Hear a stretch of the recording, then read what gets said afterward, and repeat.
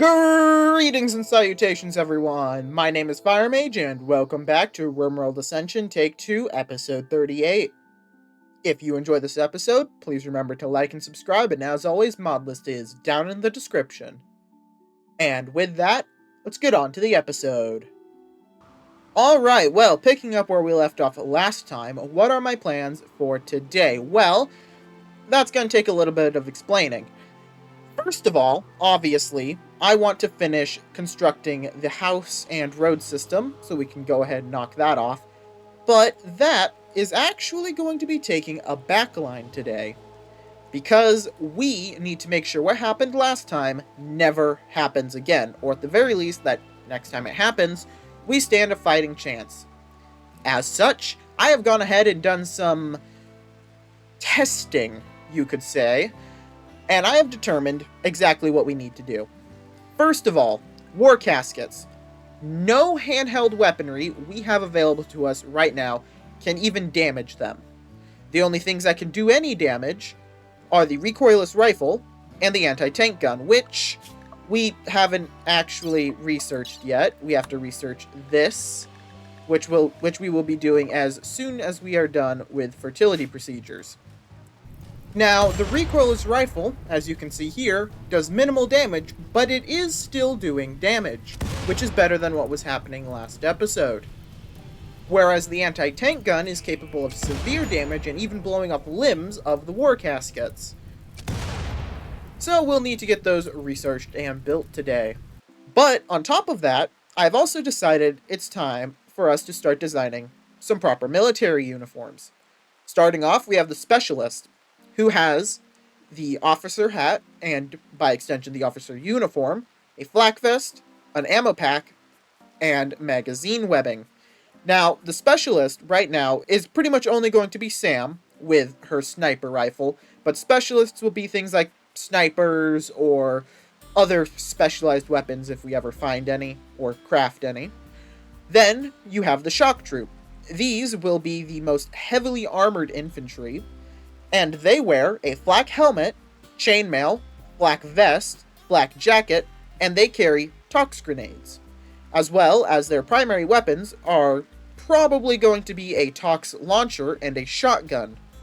Now, you might be wondering, why am I using tox weapons? Simple. War caskets are actually somewhat susceptible to tox gas, and so our shock troops will use that. If the shock troops are going up against normal infantry, we'll just give them shotguns. Speaking of infantry, our standard kit is a flak helmet, the Temperate Frontier uniform, a flak vest, magazine webbing, grenades, and a bolt-action rifle. However, a bolt-action rifle is only going to be mostly standard, as one infantryman of our squad will be given an automatic weapon. As for the squads themselves, which will require us to make the armory ever so slightly bigger, the squad size will be 2 infantry carrying bolt-action rifles, 1 with some sort of automatic weapon, as stated previously, and 1 shock troop. Now, we don't really have enough people yet in order to do that proper squad size, only enough to make 1 full squad, but that'll have to suffice for now. So let's go ahead and make that quick little change to the armory, which is literally only extending it by a single block. Simple enough. That way, we can have 1 squad's worth of equipment on either side. And it looks like the sun-blocking Mechanoids are also leaving. Very good. That was getting quite annoying. And there we go. Fertility procedures are done. And now it is time for the industrial cannons so that we can go ahead and build some anti-tank guns. Not too sure where on the line I will put them. Probably somewhere near the middle, but we will most certainly be building those. Of course, they need steel in order to be built, so we just gotta wait until we get some steel.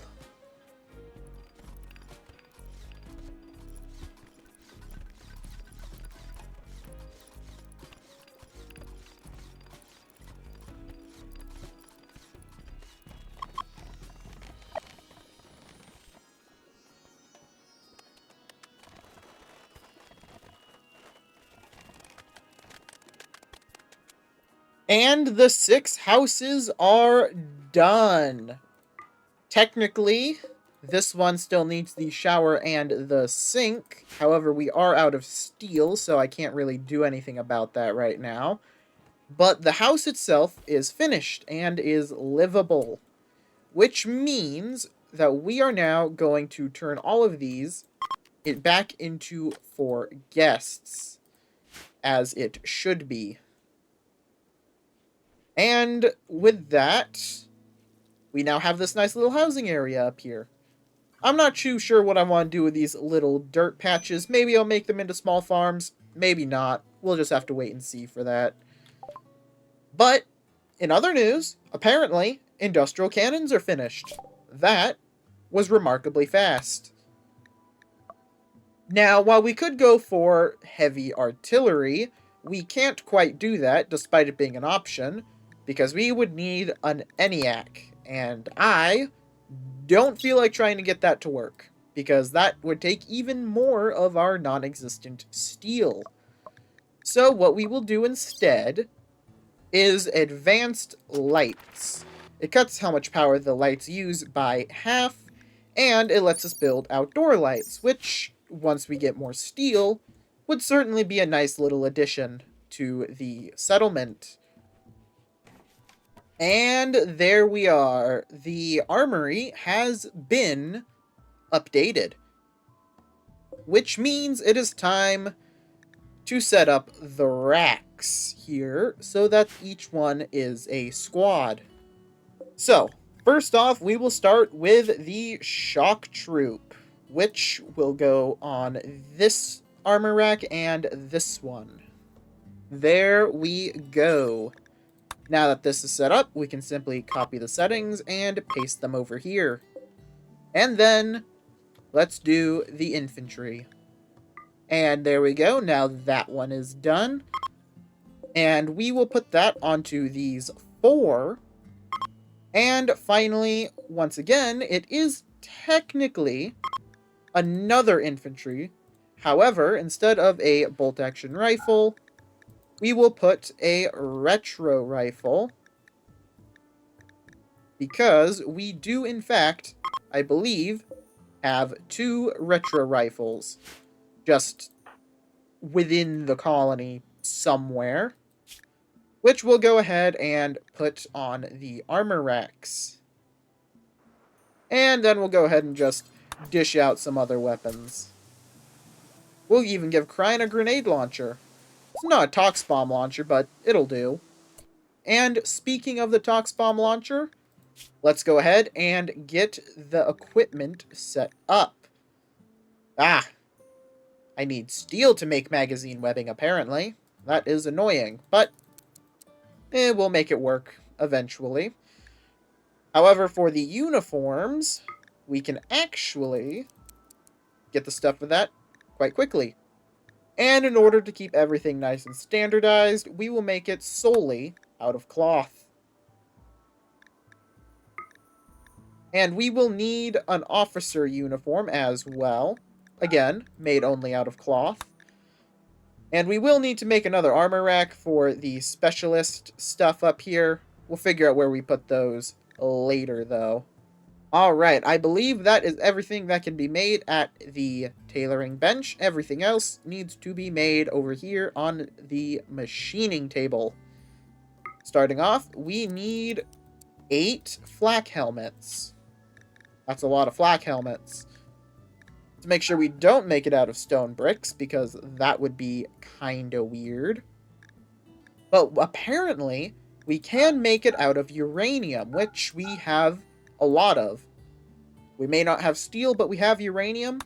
Let's go ahead and use that.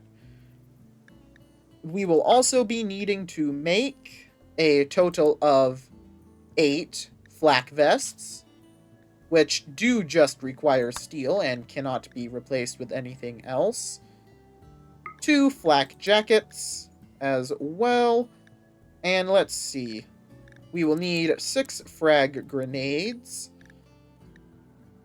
2 Tox Bomb launchers, 2 things of Tox grenades, and other than that, I think we should be good. Oh, and once we make the frag grenades, we'll probably need to make them into a frag belt. Apparently that's a separate item.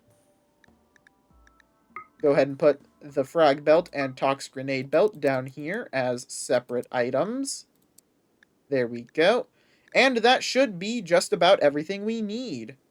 Now, this will probably take an episode or two to actually craft all of that, especially the stuff that requires steel, but it will suffice to have it set up to get done eventually. And Domitos has been recruited proper. Very good. Oh, and Domitos actually kept all of his scheduling. Convenient. Let's go ahead. We'll get him on the same order. Actually, we'll get Domitos and Goose to have the same order. There we go. And we'll just let them do whatever they do. And Domitos has decided to go dig at the steel. Very good. We do still need to finish the barbed wire. Actually, since we're over here and I almost forgot, let's go ahead and figure out where we want to slap down some anti-tank guns. Now, I think for now, we'll only build one anti-tank gun, simply due to the fact that they are prohibitively expensive. You know what, we'll actually put it a little bit behind the lines, and we will surround it in sandbags. Let's make sure that that works just fine. It will. And that is where we will put our anti-tank gun. So that next time we get attacked by war caskets, we actually stand a little bit of a chance. And advanced lights are done. Alright, I think we will be doing gun turrets next. Mainly so that we have the option of building these mini turret bunkers and spotlights. Anything we can do to slow down war caskets is good, and something we will want to get done as soon as possible.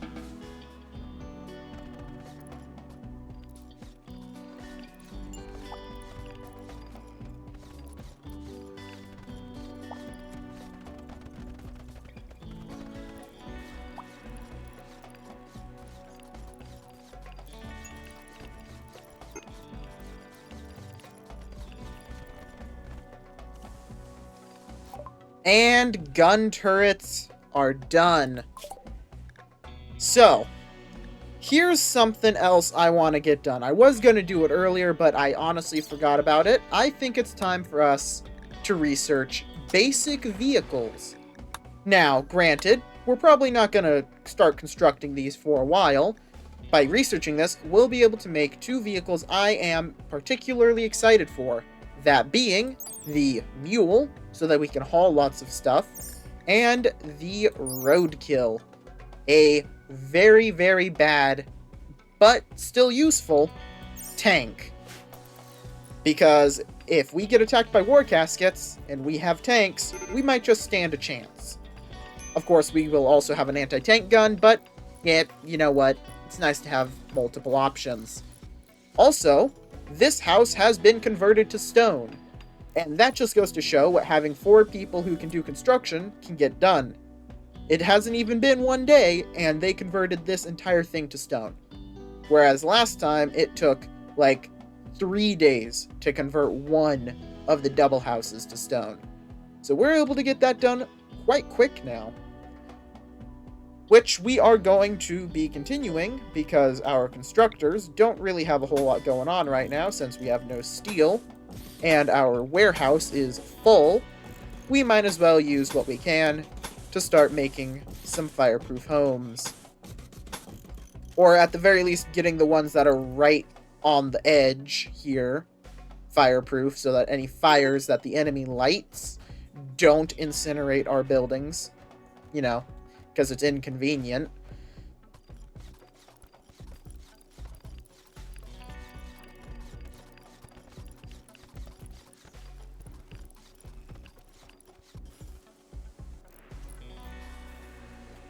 And there we go. Second house converted to stone. And it looks like the trench network is almost done. The 2 machine guns are complete, and the barbed wire is nearing completion. The stuff right along the trench line is almost done, only missing a single piece there, and a handful more over here. Very good. That is what I like to see. And the prison's actually getting repaired too, finally. I think the next bit we are going to do is to ever so slightly expand the size of our warehouse. These diagonal walls are cool, but right now we need space, and the square walls are much more space efficient. Seriously, this warehouse has been yelling at me that it's been full for ages. And there we go. A very, very small but noticeable expansion. Now all we gotta do is make sure that there is a roof. Like so. And that is that. I feel like the prison is the next thing we're gonna convert to stone. Because I don't want the prison getting burned down again. Or one of the prisoners to break the walls down. But we're not just going to convert the prison to stone. Because, well, I think we could do a little bit more with it. First thing we're going to do is we are going to move these doors down like this. Then we will build a slate wall here and here, making it ever so slightly smaller. And then what we will do is we are going to make a very small little central room right here with a door here and here. And this little central room is going to be a little area with some tables. That way our prisoners can have a nice little spot to gather and eat. Is it efficient? Absolutely not. Does it look cool? Absolutely. And so that is how we shall do it. And you know what? Just for security's sake, let's also go ahead and make the outer doors here into slate, as well as the cell doors that connect to each other. Just to slow down any potential escapes. Oh, and Carrie has gained yet another Psylink level. Interesting. Well, I say let's just upgrade Carrie's Psycasting stats themselves. I think that just needs to get done in general. Let's also finally do our first Psycast in a while. A Psycast of Time Skip Meditation. It'll put Carrie into a coma for 23 hours, but it's not the worst thing. Most importantly, it refills the Psy Focus meter, and instantly gives us another level, apparently. Very interesting. Well, as nice as some of these later abilities would be, I'm just going to keep upgrading Carrie's Psycasting stats, because I want to make sure I can cast Raid Pause if I need to. That last raid really showed us that that would have been really handy to have. And basic vehicles have been researched. Now, these are going to take a while to build, because you have to build all these different parts, which require the ever-elusive steel that we do not have. But eventually, that will get done. As for right now, I think it's time we go back to Dub's Bad Hygiene and start researching some of this other little quality of life stuff like central heating. Winter is annoying.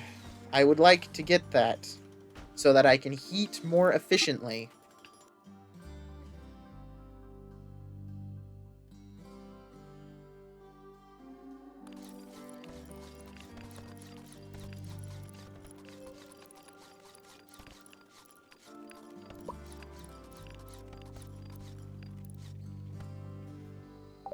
And central heating has been researched. That'll be very good for the prison.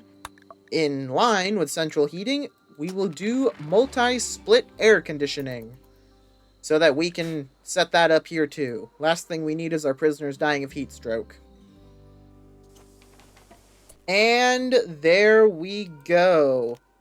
The new prison is finished in all of its stony glory. And that is where I'm gonna leave this episode off. We made a lot of progress. We got the 6 houses finished and converted 2 of them to stone. We upgraded the armory, turned the workshop to stone, and we just finished updating the prison. The trench network is almost complete, only a little bit of barbed wire left that needs to be finished, and of course the very expensive anti-tank gun. And we also have 4 of the 8 uranium flak helmets, so we are making good progress on that. Question is, will we have enough uranium? Probably. At least that's what I'm hoping.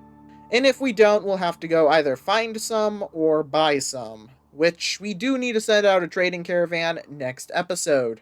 With all that said and done, though, I will see you all in the next episode.